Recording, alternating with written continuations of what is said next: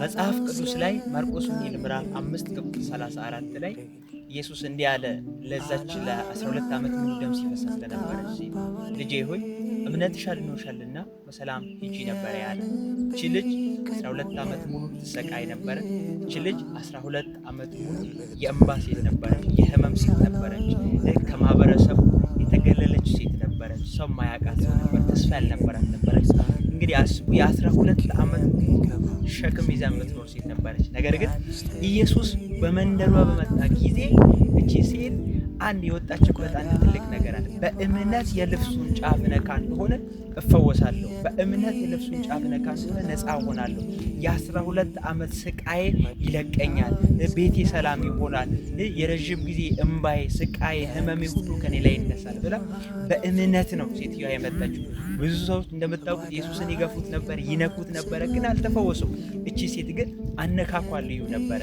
በእምነት ነበረ ነካው ሁሉ ፈወሳል ያለችው። በእምነት የልብሱ ጫፍ ስትነካ ጊዜ የደሟ ምንጭ ደረቀ ይላል። ዛሬ በእምነት ወደ ኢየሱስ የምትቀርቡ ሰው የረዥም ዘመን ስቃይ ያለባችሁ፣ የረዥም ዘመን ፈተና፣ መከራ፣ ችግር፣ እንባ ያስለቀሳችሁ፣ ተስፋ ያስቆረጣችሁ የሰዎች ንግግር፣ ኤቭሪቲንግ ምንም ነገር ሊሆን ይችላል። በጌታ በኢየሱስ ክርስቶስ ደም ወደ ኢየሱስ ቅረቡ። ኢየሱስ እናንተ በእምነት የሱን የልብሱን ጫፍ ከነካችሁ ይፈውሳችኋል። በዚህ ሰዓት በተለያየ በሽታ የምትሰቃዩ እንደዚህ ሴት 12 ዓመት ደም እንደሚፈስ በተለያየ ስቃይ፣ ካንሰር ሊሆን ይችላል፣ ኤቭሪቲንግ የትኛው በሽታ ሊሆን ይችላል፣ በውስጥ ያለ በእግር በተለያየ አቅጣጫ ያለ በሽታ ሊሆን ይችላል። በእምነት አሜን ብላችሁ ይህን ቪዲዮ እያያችሁ አሜን ብላችሁ የምትቀበሉ ከሆነ በጌታ በኢየሱስ ክርስቶስ ደም ጸልያለሁ፣ ከላያችሁ ላይ የተነቀለ ይሁን። አሁን በእምነት ይህንን ቃል አሜን ብላችሁ ተቀበሉ። በኢየሱስ ክርስቶስ ደም ተፈወሱ። በጌታ በኢየሱስ ክርስቶስ ደም የአምላክ ፈውስ በሰውነታችሁ ይለፍ። በጌታ በኢየሱስ ስም አሁን ቅጽበታዊ የሆነ ፈውስ በሰውነታችሁ ላይ ይገለጥ። የረዥም ጊዜ መከራ፣ የረዥም ጊዜ የተደበቀ በሽታ በሰውነታችሁ ያለ አሁን በእምነት ኢንስክሪኑን እየተጫናችሁ አሜን በሉ።